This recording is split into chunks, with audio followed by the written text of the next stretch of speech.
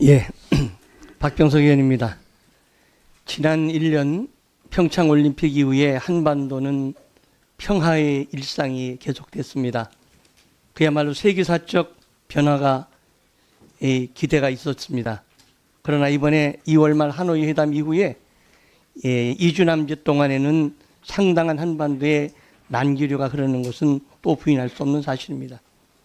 2차 하노이 북미 회담을 실패나 결렬을 볼 것이냐, 아니면 한반도의 항구적 평화를 가기 위한 불가피한 진통이고, 또 그 양 정상이 4차례에 걸쳐서 7시간 동안 무릎을 맞대고 논의하면서 문제의 핵심과 본질에 접근했기 때문에 오히려 문제를 풀 수 있는 지름길로 가고 있다, 그렇게 볼 것이냐는 두 가지의 견해가 있습니다.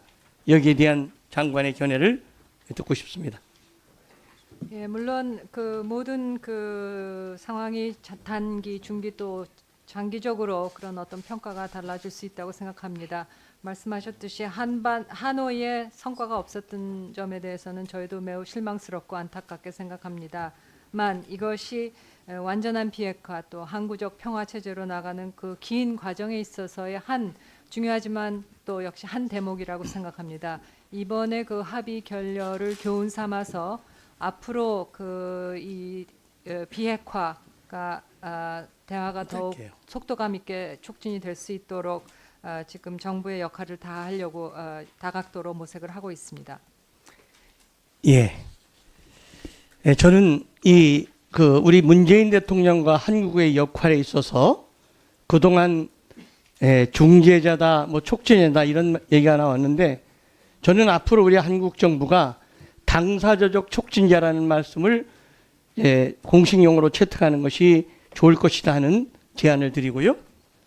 이번에 북미 회담이 합의문을 비록 채택하지는 못했지만 실무진들이 만들어놓은 초안에는 바로 평양과 워싱턴의 상호 연락대표부의 설치, 연락사무소의 설치, 그리고 종전선언, 그리고 인도적 지원 등 상당한 의미가 있는 내용들이 포함되어 있다, 이렇게 알고 있는데 여기에 대한 보충 설명을 요청합니다.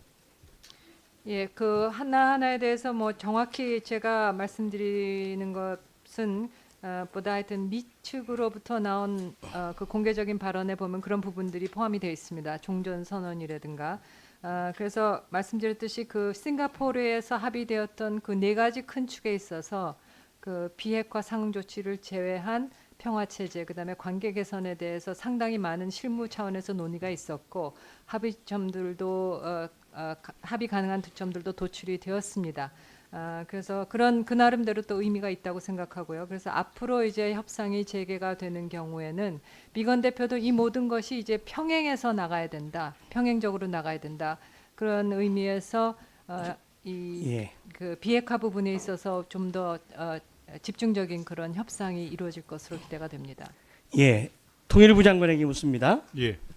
동창리 미사일 실험장을 복구했다는 의미에 관해서 이것이 바로 미사일의 재발사를 위한 것이냐, 아니면 북한은 이번 하노이 회담에서 북미 간의 합의가 이룰 것으로 예상을 했고, 그 합의가 이르면 상징적으로 동창리 미사일 발사 기지를 폭파하는 것을 보여줌으로써 이 합의의 효과를 극대화하기 위한 의도가 있었던 것이 아니냐, 그러한 견해가 있고, 저는 후자의 비중을 두고 있는데 우리 통일부 장관의 견해를 듣습니다.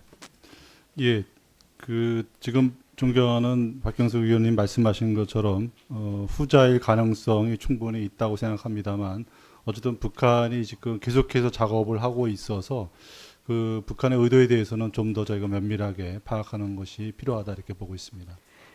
예, 제가 얘기하는 우리 비핵화의 문제에 있어서는 불과 1년 전까지만 해도 북한은 핵의 문제는 북한과 미국이 당사자지 한국은 같이 논의할 자격이 없다는 입장에서 벗어나서 이제는 남북한과 미국이 같이 논의하는 틀이 정형됐다는 것이 상당한 의미가 있는 것이 아니겠어요? 예, 그렇습니다. 예. 그러면 우리가 당사자적 촉진자로서 미국에는 우리가 남북 관계와 북미 관계를 선순환을 위해서는 미국도 이 대북 제재, 특히 남북한의 경협에 관해서는 한국에 상당한 재량권, 즉 유연성을 주어라 하고 요구를 해야 되고, 북한에 있어서는 실질적으로 이 문제를 풀어갈 사람은 유일한 사람이 문재인 대통령이기 때문에 문재인 대통령과 대한민국의 진정성을 믿고 또 당신들도 비핵화의 진정성을 보여라, 이렇게 요구하는 것이 우리가 당사자적 촉진자로서의 역할이다, 이렇게 생각하는데 견해를 묻습니다.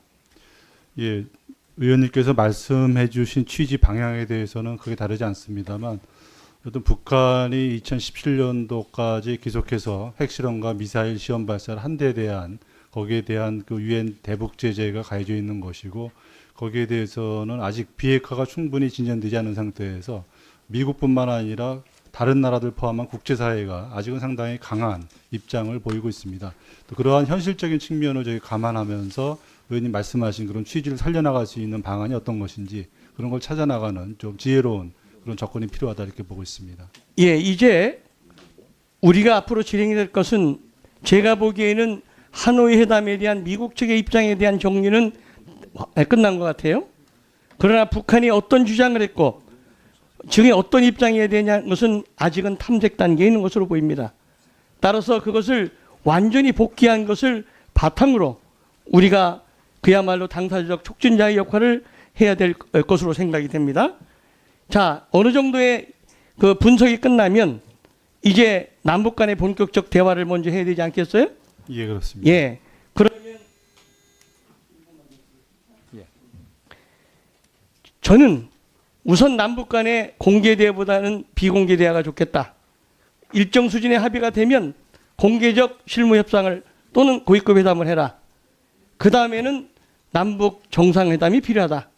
그런데 이 시점에서 김정은의 방남은 현실적으로 여러 가지 한계가 있으니 작년 5월 26일 판문점의 원포인트 회담처럼 문 대통령과 김정은 위원장이 판문점에서 원포인트 회담을 하고 그 결과를 가지고 한미 정상회담으로 가는 것이 좋겠다 하는 견해를 가지고 있는데 두 분 장관의 견해를 듣겠습니다. 네, 의원님 말씀하신 대로 북측의 그 하노이에 대한 평가가 어떻게 나오는지 그 좀 더 지켜봐야 된다고 생각합니다. 물론 최선희 부상의 그 회견이 있었습니다만 그 밖에 다른 여러 가지 메시징을 좀 더 종합적으로 해서 좀 더 지켜볼 필요가 있다는 말씀 저희도 전적으로 공감을 합니다. 그래서 양측의 입장에 대한 충분한 이해, 분석 위에 그 북한과의 그런 어떤 대화, 그게 어떤 형식으로 되든 간에 이루어질 필요가 있다고 생각을 합니다. 그래서 그 이후에 말씀하신 그런 어떤 여러 가지 외교적인 일정에 대해서도 정부로서도 그 상황 진전에 따라서 충분히 검토할 수 있는 그런 방향이라고 생각합니다. 예, 앞으로 우리가 남북 대화를 재개해서 추진해 나가고 또 이를 통해서 북미 대화 재개를 추동해 나가는 그런 상황에서 의원님이 주신 말씀, 그런 내용들을 충분히 고려하면서 검토해 나가도록 하겠습니다. 감사합니다. 예, 수고하셨습니다. 다음은 존경하는 천정배 의원님 질의하여 주시기 바랍니다.